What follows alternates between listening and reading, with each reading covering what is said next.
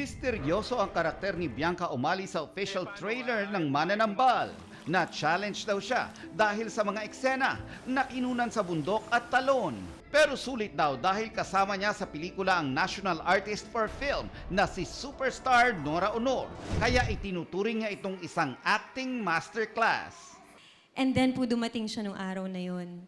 At pagdating po niya, para pong slow-mo po sa paningin ko.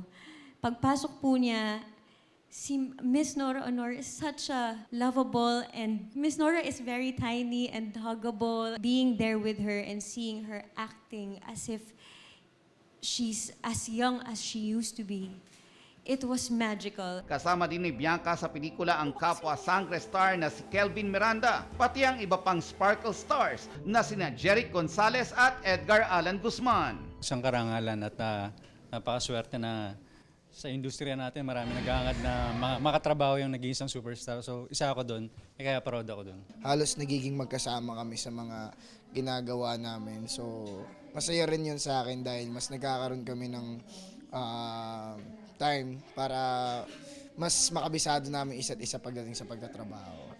Bukod sa pelikula, excited na rin si EA sa nalalapit niyang wedding. Matagal na raw nilang hinihintay ni unang Hear It host at lolong bayani ng bayan star Shaira Diaz ang kanilang pag-iisang dibdib. Mas exciting Kumbaga ako, especially sa akin, sa side ko, mas gusto ko na Gusto ko nang ikasal kasi nga syempre 'di ba ilang years na rin ako nag-aantay for Shaira, and syempre gusto namin planado lahat.